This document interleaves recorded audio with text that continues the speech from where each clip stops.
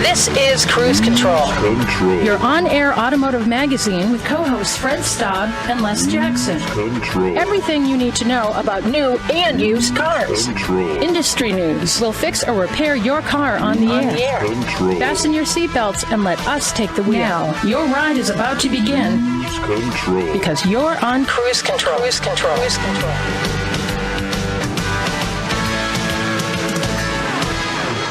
And welcome to Cruise Control, your on-air automotive magazine. It's that time again to head out on the road and hit all those automotive stories, Les. There's so many of them, and we're going to do it. My name is Fred Staub. The other guy you're about to hear is none other than Les Jackson. We love... I know him. You know him, okay? Yeah. Well, that's pretty good. I'm glad you know him. And we are glad that you are along for the ride because we got a lot of stories to get to.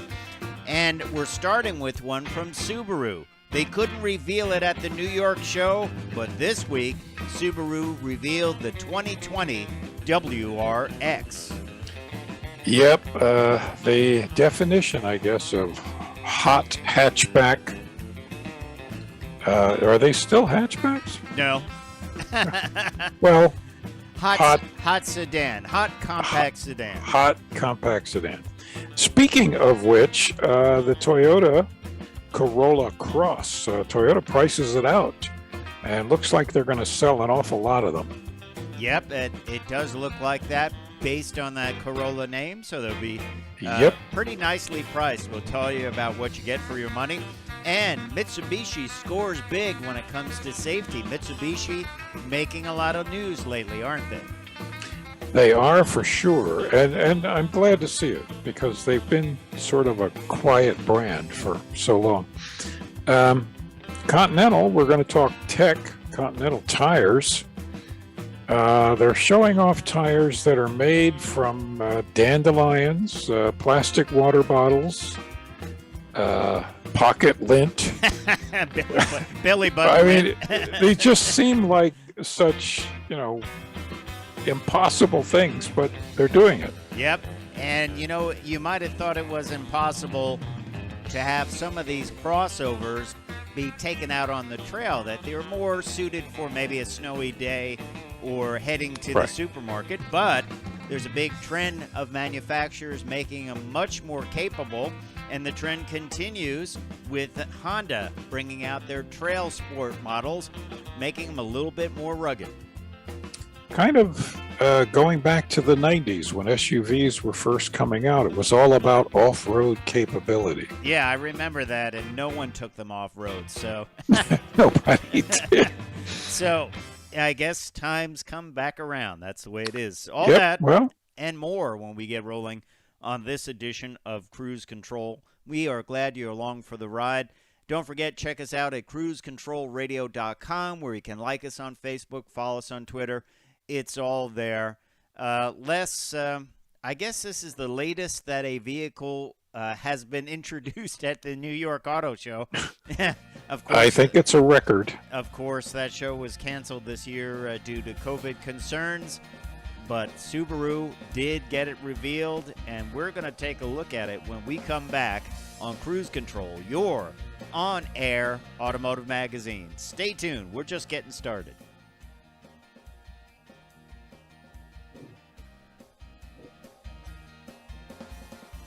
Next friend is hosting breakfast.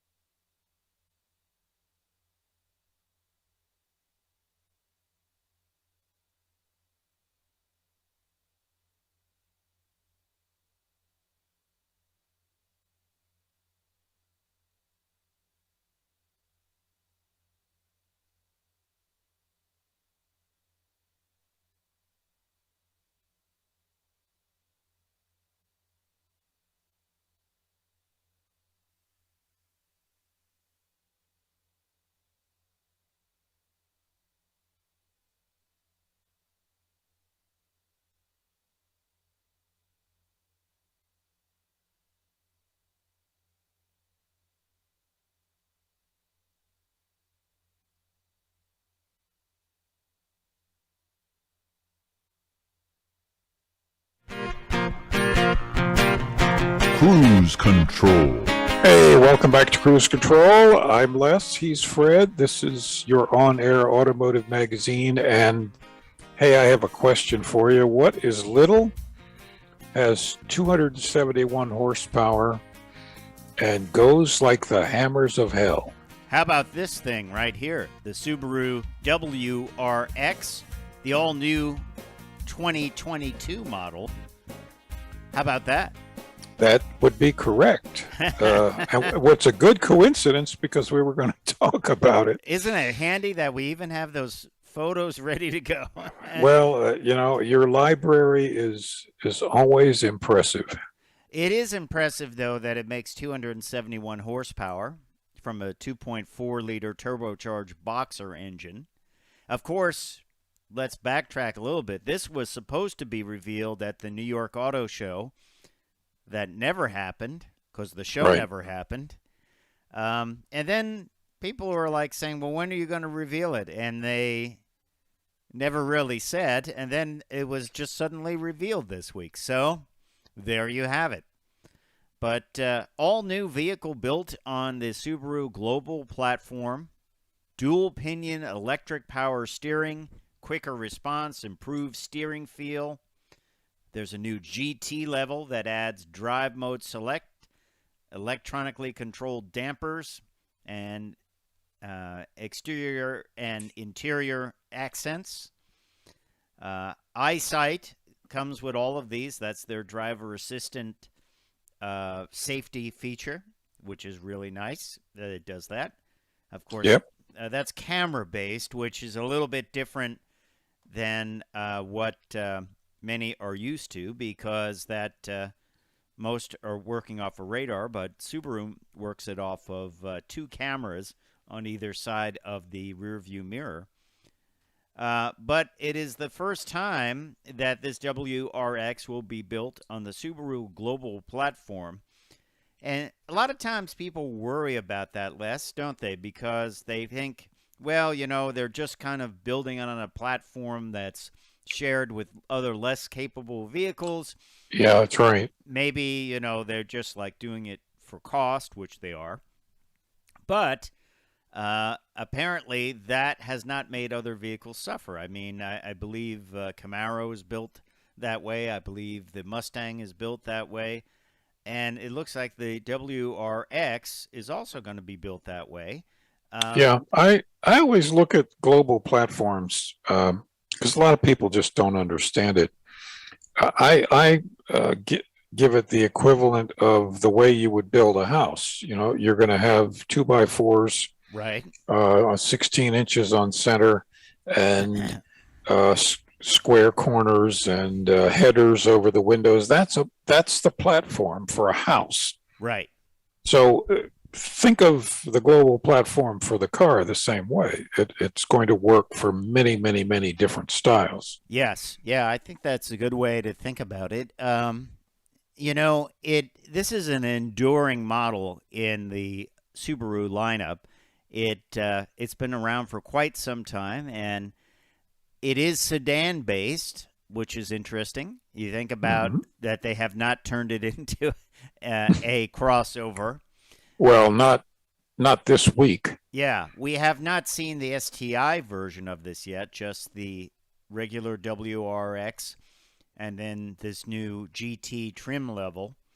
I like the regular WRX because it has a regular wing. It's not huge. Yeah. Yeah. By the way, does 271 horsepower sound familiar to you? No, I don't know why. That was the same horsepower as the Hypo 289 Mustang in 1965 and 66. I don't think that the folks at Subaru are bringing. I don't think they care. I think it's just a, I do love, though, I've always loved on the WRX that the intercooler gets air from that big hood scoop on the hood, big wide hood scoop.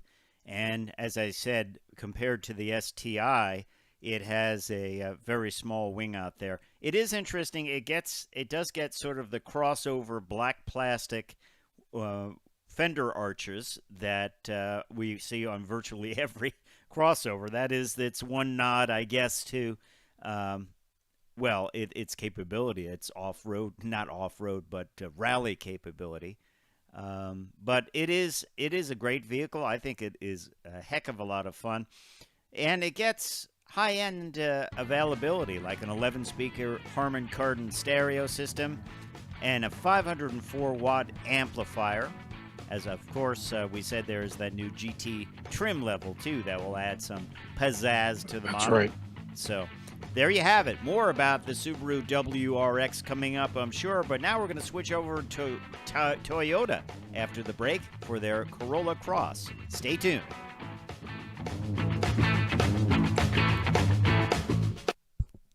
You know,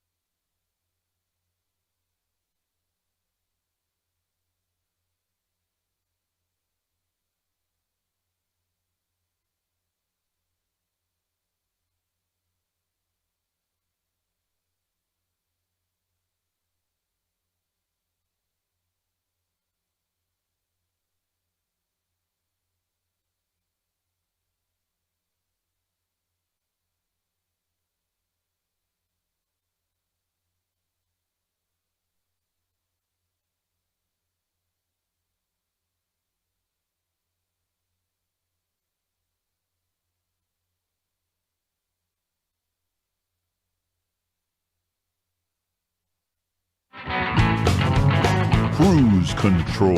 And welcome back to Cruise Control, your on-air automotive magazine. I'm Fred Staub. He is Les Jackson. We are glad you're along for the ride. And we're going to talk about something that is probably going to be a very popular vehicle. If you see the inside, you might recognize it. Of course, Toyota Corolla just celebrated, what was it? 50, how many million? 50 million. 50 million vehicles made. And now they're getting into the crossover world with the Corolla Cross. We told you a little bit about it, I would say a couple of months ago when it was previewed. This is a vehicle that is available around the world and has not been available in the U.S. up until this point. But it makes a lot of sense Toyota Corolla, if you haven't driven one in a while, I've driven the four-door, I've driven the hatchback version of it. It is a great car, got all the latest features, and why not make it into a crossover? And that's what they're doing with this Corolla Cross. It's going to be built in Alabama at a new joint Mazda-Toyota manufacturing plant in Huntsville, where they'll build up to 150,000 Corolla Cross vehicles per year. And it will be available in front-wheel drive and all-wheel drive. Both will get the 2-liter dynamic force engine, which puts out 169 horsepower. That doesn't sound like a lot these days, but we'll have to see what that's like. There's also a lot of hope that there is a hybrid version coming that has been available around the world, Les. I think a hybrid version of this would be pretty cool, don't you? Oh, I think we'll see it in not too many months. Yeah. They always like to bring out, the regular models, and then, hey, look, we got something else to talk about. That's a hybrid right. model. I mean, it's kind of an open secret. They certainly will do that. Not a bad-looking vehicle. You said it looks a little bit like a station wagon. Well, it does to me. It looks like a kind of the size of what used to be the Fairlane wagons or the Pinto wagons. The other interesting thing, they say this is a replacement for the Matrix, the platform that was shared by the Pontiac which Vibe. was which would be they stopped building that, I believe, in 2010. So that would be a kind of a long time to replace it. But it's going to be offered in 3 grades, the L, the LE, and the XLE, which, of course, is the top. They're all built on the TNGA-C platform, once again keeping with the theme, the shared platform, right? And the pricing is actually not that bad. We can run down some of the pricing here for you. And, they are all well-equipped. They start in the low 22 range, and then that's for the L, which has things like fabric-covered seats. Right. And then the LE steps up with a lot more things in there, a lot more of the goodies that you would like, including an 8-inch multimedia display, wireless phone charging, which I don't know about you, but I wouldn't get a vehicle without it. Because I tell you, it is the way to go. Blind spot monitor, 17-inch alloy wheels, roof rails, smart key with push-button start, leather-wrapped steering wheel, auto climate control, 3 USB ports, which have become the new cup holders of the room.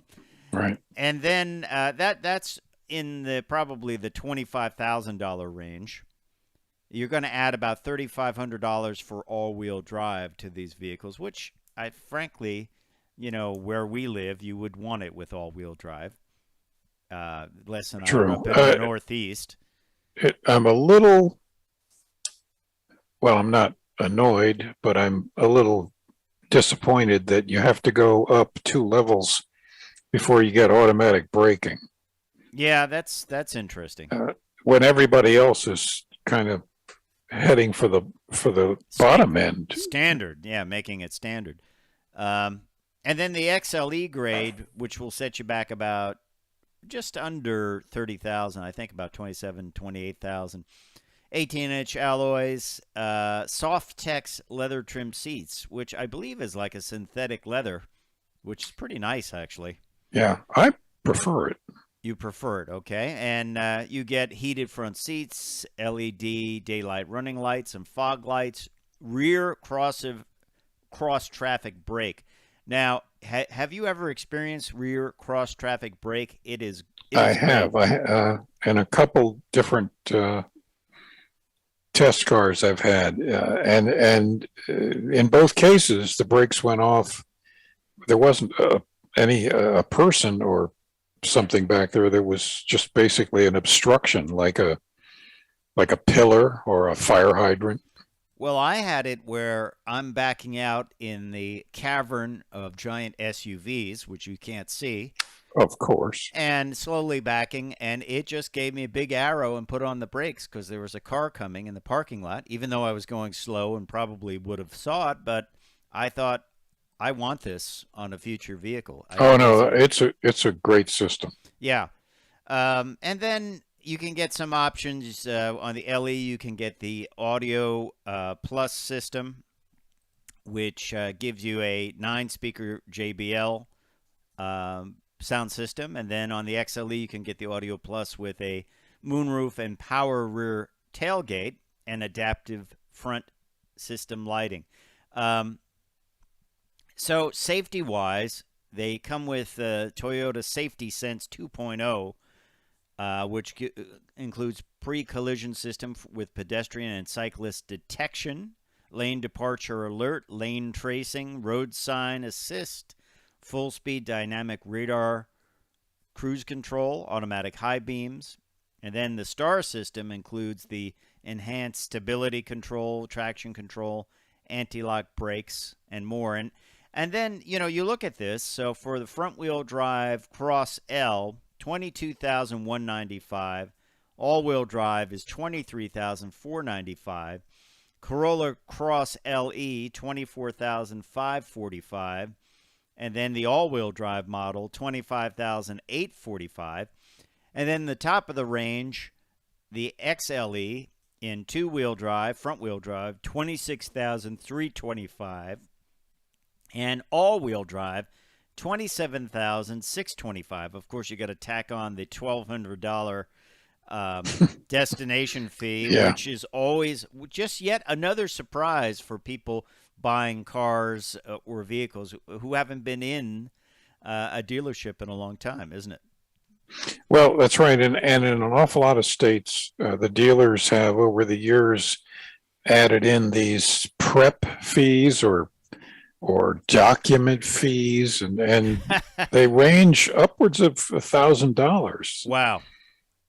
Which is, really a ripoff. You got to use that pen and all the ink in the pen. I mean, you got to replace that somehow. Less, supplies. That's why Carvana and the other online places are advertising no dealer fees. Yeah. I see what you mean. Well, I think it's a handsome vehicle, and I think it is one that is going to sell great. The pricing seems right. And if they can build it, if they get chips, I think people will buy it. What do you think? Well, now there you go, introducing difficulty. I mean, the chip problem still exists. It is still cutting back production of vehicles. We get news into the cruise control newsroom every day of this going on. And, I think maybe in early 2022, this will get cleaned up. We have to see. Though. And, it's good. I think it's great. It's going to be built in Huntsville, Alabama. I think that's a cool thing. What's Mazda going to build down there? Do you know? I think the 3. Oh, okay. Interesting. I mean, and the X equivalent. X equivalent. You got to have an X equivalent here all the time. But there you have it, the Toyota Corolla Cross. We will be talking more about this vehicle as we get more information. Talking about a brand that has had kind of a renaissance, Mitsubishi this week announced that the Mitsubishi Outlander has got the top award for safety, Top Safety Pick Plus by the Insurance Institute for Highway Safety. That is great news for them, and certainly I'm sure we'll hear about it in their marketing material. So yes, I'm sure. We'll hear more about automotive stuff when we come back on Cruise Control.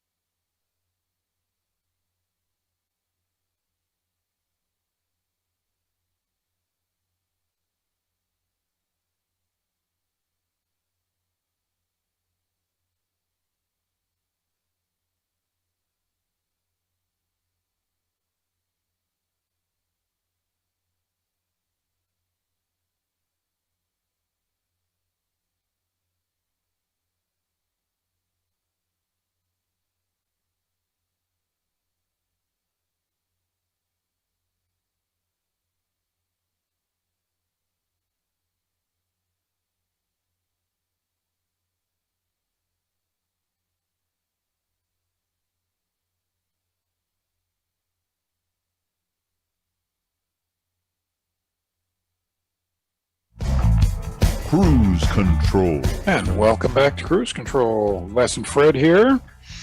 As we promised before the break, we're going to fill you in on what's going on with Mitsubishi, which is undergoing a big renaissance, as you said a little earlier. Yeah. Glad to see it, because it really is an interesting brand. Yeah, it is. And it was a brand that we didn't hear much about. Now we're hearing a lot about. As we told you before the break, the Outlander got the Top Safety Pick Plus, the coveted award by the Insurance Institute for Highway Safety. And it gets great marks all the way around for all its standard safety, forward collision mitigation, things like that. You can bet your bottom dollar that it's got LED headlights too, because that seems to push you over the edge to get the top rated rating from the Insurance Institute for Highway Safety.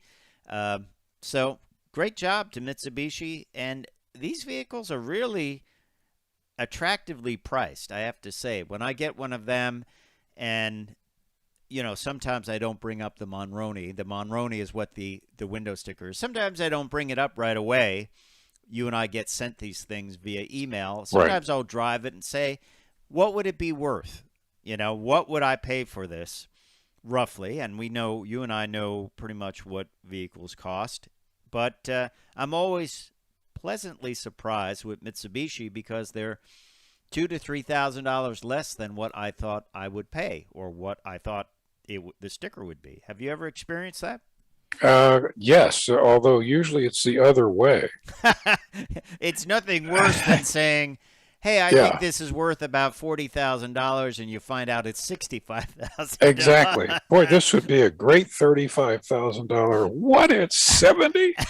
Yeah, that's never a good thing. But I have gone that way as well. And it can be a little shocking. But hey, we keep you up to date at Cruise Control. Between the two of us, we drive about 100 cars a year. We're always looking out for the latest technology. The idea is, if you're going out to buy a vehicle, we want you to go into that dealership with all the information. You'll know exactly what you want. You'll know exactly the model you want. And we're here to give you all that information every week. So we appreciate you being along for the ride. That's right. Although right now we're advising you not to go to the dealerships. No, it's a rough go right now. Because of the chip problem, you will not be able to negotiate on anything. Or you just might not be able to get what you want.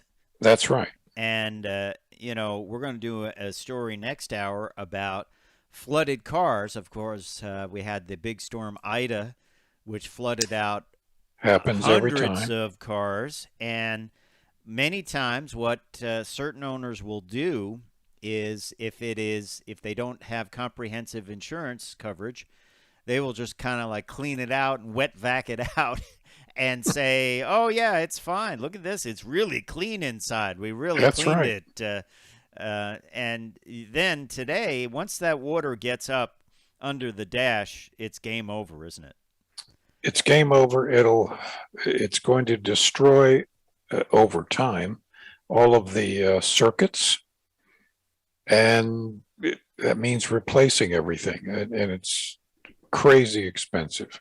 Imagine if you had to do that. If you were restoring a car, this is basically like a frame. You would have to do a frame-off restoration. You'd have to take the whole interior out, the whole wiring harness, get a new wiring harness, and still you might miss a component somewhere along the way that got water in it. They say, one of the places to look is in the door mechanisms, because dirt and grime will just hang out in there and get caught in the grease, and you'll be like, why is there tree debris on the upper part of my door? So that's right. Why is there a life jacket floating in my tire well? Right, exactly. So so there you have it. But we'll talk more about that later. Let's talk a little tech right now, though, Les.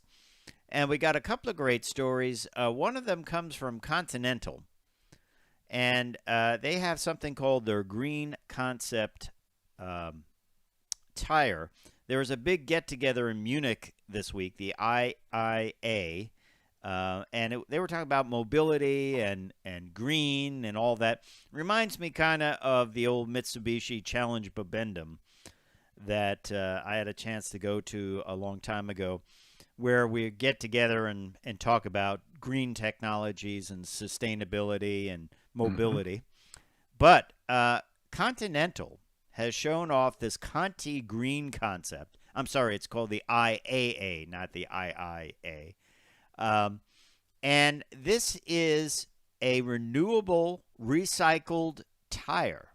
So it's basically made from a lot of different things that you would typically throw out or just try to eradicate, including dandelions, which have a natural sort of rubber inside of them. It is made from recycled PET water bottles. Gosh knows we have a ton of those things.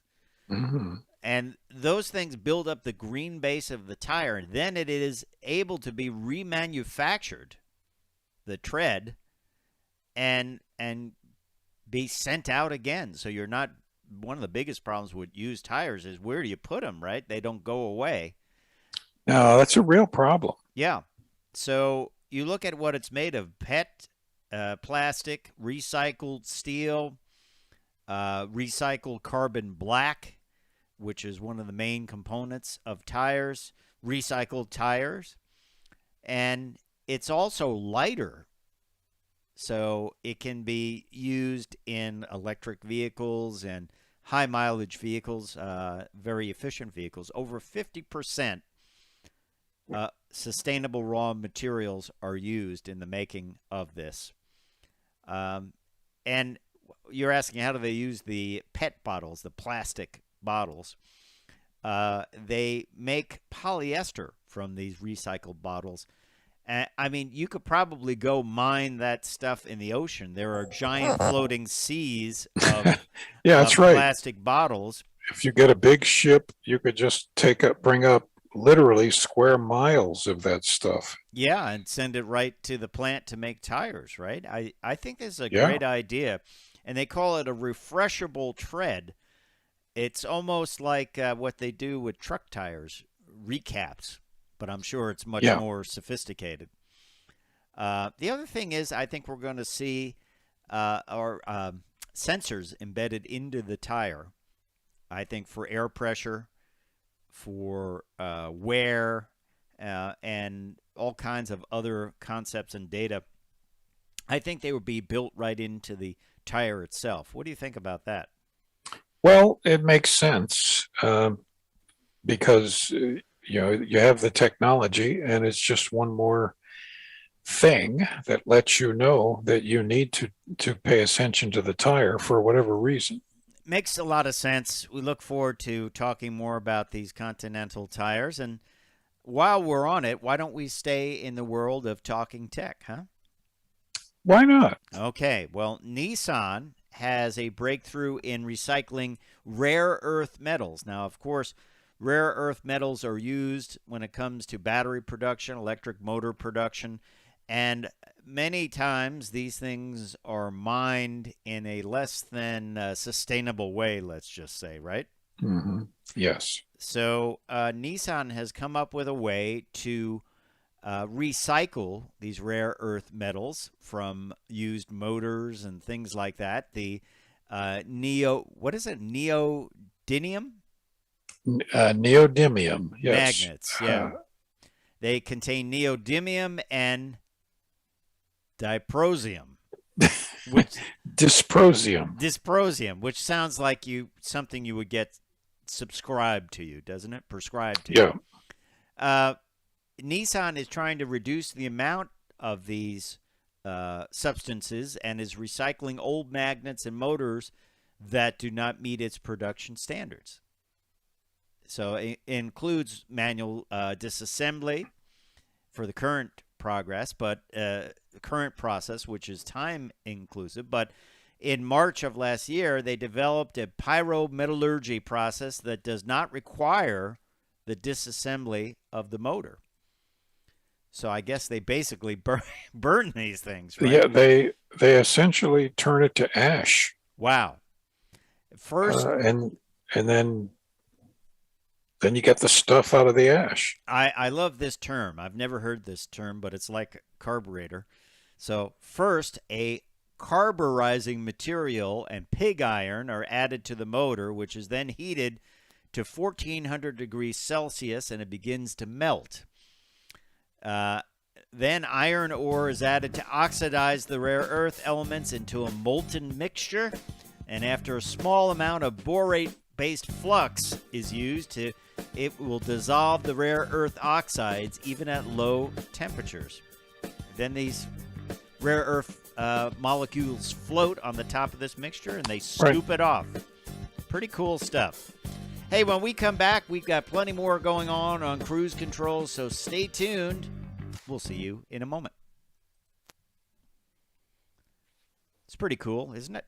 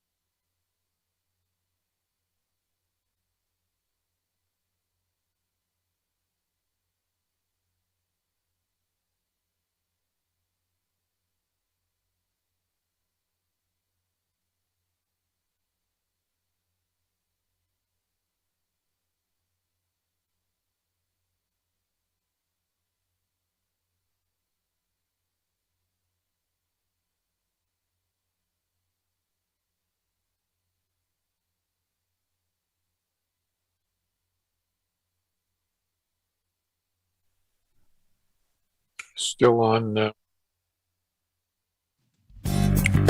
Cruise Control. Welcome back to Cruise Control. We are just cooking through a bunch of industry stories today. Everything is just, kind of advanced. Yeah, I have you noticed this trend in SUVs that they are trying to make vehicles tougher? We're going to review the X Series Sorento in a little bit and talk about that from Kia. And we have the Wilderness series from Subaru. And now it looks like Honda is bringing out a rugged line of light trucks. I wonder, Les, did they consult with you? Because rugged is you know, man. Yeah, I mean, I don't know how much of the ruggedness is actual ruggedness over and above what it used to be, or very smart marketing. But we both remember 30 years ago almost when SUVs were strictly judged on their off-road capability. Yeah. And even then, only 4% of the owners went off-road. That's right. So I don't believe a larger number of them today will go off-road. I think first of all, you can't go off-road in as many places as you could then. Right. It's true. And I don't know. Well, you know what? I think it's more analogous to, when they have the blacked out edition of the vehicles. Yep. Everything from, Camaros to minivans got that treatment, and that became the tough look, the cool look, the hot look. And so everyone had to have it. It was a way to charge a couple of $1,000s more for that look. Sure. Make it collectible. And that's what we're seeing here. They're giving them an inch more ground clearance, some more aggressive wheels, maybe some skid plates. Some are actually improving the all-wheel drive system.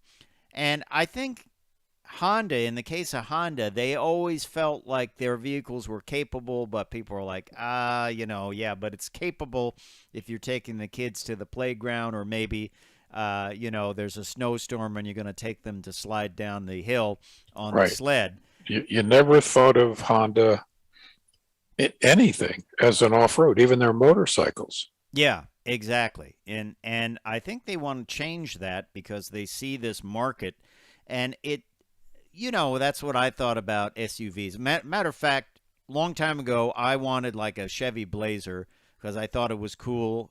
And I never did. And I liked it. I liked the look. I liked the outdoorsy look of it. But somehow that became something that everyone wanted and feels safe for sitting up high. And then when you're the only person sitting low because you have a sedan, then you want to sit up high too because you just frankly can't see when you're looking around trying to back the vehicle out or just driving in general. So it kind of becomes a self-fulfilling prophecy here. But let's talk a little bit about what Honda's looking to do. They are calling this Trail Sport, and it will be the Rugged Halo. I love that. Rugged Halo.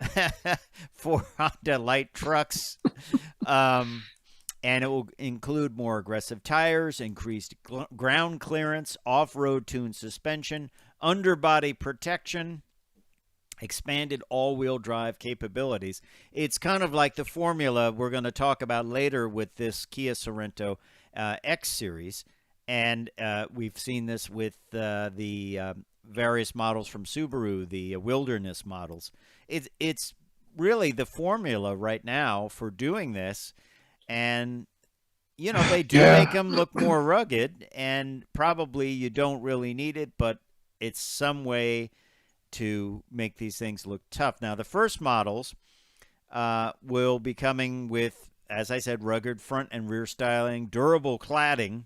Cladding's making a comeback, Les. Plastic cladding. You got to have plastic. That says you're tough. I do like it, though, around the window, the wheel well arches, because that means if someone opens the door, it's going to hit the cladding. That's true. And not. Does this mean that when I get one of these to test, I have to bring out my surfboard. No, your flannel shirt and hiking boots, I believe, would be better. Oh. And if you have a backpack, I would wear that all the time while you drive with that. Okay. So these are going to be coming out. There'll be a Trail Sport logo, very much like Subaru Wilderness, very much like the X Series from Kia, and I'm sure we'll see many, many, many more of these vehicles, these toughened up vehicles, right? Well, and if you look at all the commercials, and I mean all the commercials on TV, yeah, it always shows, guys and women not on the road. They're off camping or they're off partying somewhere with the trees and the stream. With the trees. Well, not with the trees, but, and I'm waiting for them to be running out of the whatever brand with hip boots on, and their fly. What do you call those things? Fly rods. Yeah, running in to catch salmon in the. You got to have a kayak under your arm too. Yeah, I mean, you can see this is all going that way. If one more person tells me we build cars for active lifestyle people, yeah, I'm good. I'm going to get my marshmallow gun out and shower them with marshmallow. Yeah. Now the other trend is it's not a trailer hitch, it's an activity hitch, which means come on. You can put your bicycle rack back there, whatever has a square receiver. They actually call them activity hitches. I had an Infiniti, I think it was the QX55, and they're like, comes with activity hitch.